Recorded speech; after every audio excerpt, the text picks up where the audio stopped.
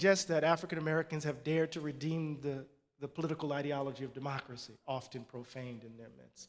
That's democracy in black. Martin Luther King was most frustrated with those who praised his goals but cautioned patience and moderation, the letter from Birmingham jail. Yeah. What specific advice would you offer white people who are inclined toward moderation and watching events from the sidelines? One of the beautiful things about Black Lives Matter, no matter what you think about their tactics, what do you think about their ideology, is that they're engaged in a politics of disruption. They're engaged in a politics of disruption. And so no one can sit on the sidelines. The top 0.1% can't have their brunch on Sunday in Manhattan without them showing up. You can't drive to work or drive home without them suddenly shutting down a highway. You can't even walk into the Union building at your local police station in New York without them locking arms and blocking the entryway. It's a politics of disruption designed to make us all uncomfortable. But let me just say this. If you're concerned about justice, if you're committed to this justice work, right, there's no way you can sit on the sidelines. And if you do, then you are complicit in evil. That's as strong as I could put it.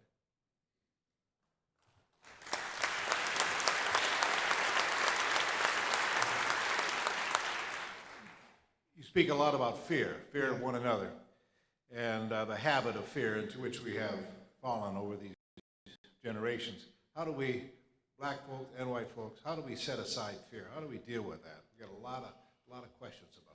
Yeah, we have to understand our power. Every election cycle, they want us to, all of us, to vote from a place of fear, as opposed to a position of power. They want us to believe that democracy is really about the Beltway and not about us, right? They want us to believe that democracy is about the Beltway and not about us. The beauty of the Bernie Sanders campaign, didn't Minnesota go for Bernie Sanders? The beauty of the Bernie Sanders campaign is that it revealed that if we're organized, we can produce better choices. People get it twisted. They think Bernie caused the energy. In fact, the energy caused Bernie. Right? When we understand our power, we don't have to occupy Zuccotti Park, but we can understand the power of everyday ordinary folks standing in solidarity with each other. White workers, black workers, all of our wages have been stagnated. White workers, brown workers, black workers, all of our homes aren't worth a damn. All of us can't afford to send our kids to college. All of us would love to have a living wage. All of us would love not to have crooked politicians robbing the public coffers in the name of their own private greed, right? What we are facing, and I'm going to be really quick here, no I'm not. What we're facing here is seriously what the new economy represents. The new economy doesn't care, right, that you're committed to the value gap. The new economy, right, has produced all of these white folks who are increasing suicidality, strung out on opioids, right, trying to figure out their future. And then they've migrated a discourse. You've read that book on white trash? They've migrated a discourse of personal responsibility and dysfunctionality to white poor workers, white poor people. See, they're not responsible. They just want a handout. They're strung out on drugs. They're lazy, right? There is a sense in which we can stand in solidarity together if, and David Brooks just talked about this in his column just the other day, if we can give up the racial wedge issues, if we can give up the value gap. We got to vote from a position of power. We got to act from a position of power, not from a place of fear. Question from a student, apologizing that she or he has written this in orange, but I think I can read it. I'm white, as is my family. They feel deeply that they have experienced racism toward themselves. How do I speak to them about telling them this is wrong? Donald Trump just used this formulation in response to Hillary Clinton's claim about the basket of deplorables.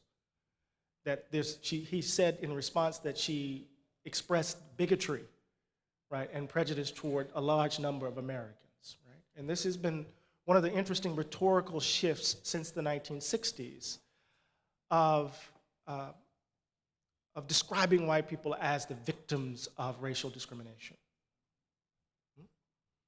And it's really a critical feature of the alt-right, which is just the latest branding of white nationalist. Right? That is to say that wherever you see anti-racist or anti-racist policy and organizing, they believe anti-racism is anti-white. Right? And what we have to do is historicize that formulation to show what it's really trying to do, is to get people to invest in the value gap, right? To get people to invest in the idea that whiteness accords you a special set of benefits. And let me say this, as long as we believe that racial equality is a zero-sum game, we will continuously find ourselves in this moment. If racial equality means simply taking stuff from white people and giving it to undeserving black people or brown people, then we will continuously produce this kind of resentment. So we have to tell the truth. It's not about taking stuff from deserving people and giving it to undeserving people. It's about justice. It's about a society predicated upon just arrangements. If you think historic double-digit unemployment in black communities is the result of black people being lazy, then you're actively disremembering. The fact that we were locked out of labor unions, the fact that we were locked out of specific sectors of the economy, right? The fact that my daddy couldn't go to Princeton, couldn't be there.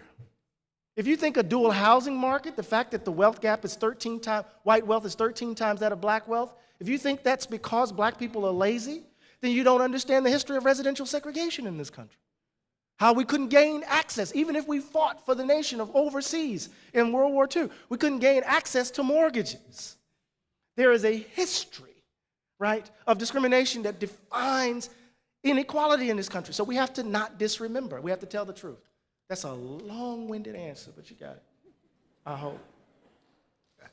Who's the successor to Martin Luther King Jr., and when is he or she going to take up that mantle, or is there a successor?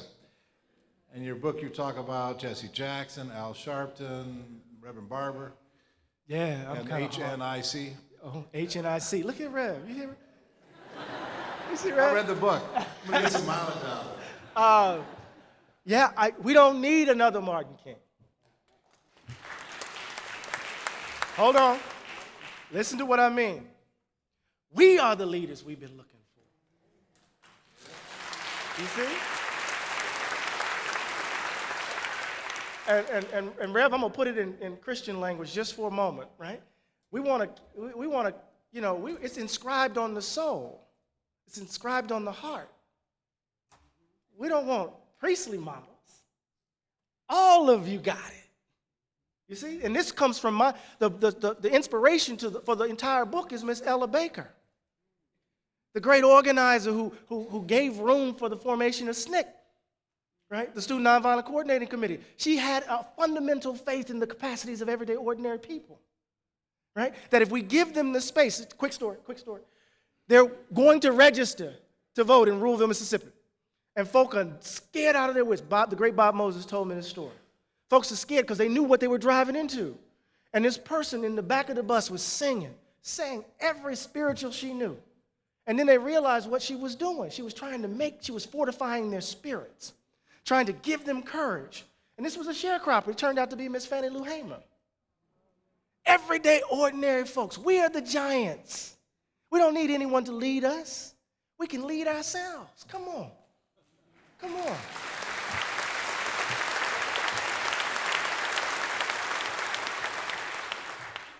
Tavis Smiley spoke recently here at the Town Hall Forum. He reported that the position of African Americans has actually declined economically and other ways during the 8-year tenure of our first African American president. Why is that? Somebody trying to get me in trouble. In the book, I'm hard on President Obama. I'm hard on him. I call him a Melvillian confidence man, selling the snake oil of hope and change. The last 8 years have been rough. You know, I'm from the South. And, you know, as we were prone to say, when we look at the back of his head, we're going to face and confront the ruins of our communities. Julianne Malveaux has written an extraordinary text entitled, Are We Better Off? And she says, in effect, no. Right? I mean, he's stemmed the tide of the loss of jobs. But when we look at the quality of life data, right, black folk aren't doing better. Right? And what I want to suggest is that he was constrained by not only the forces in the Beltway, but he was also constrained by his own choices. I think after the Republicans took hold of the Congress, there's no reason to try to be post-partisan.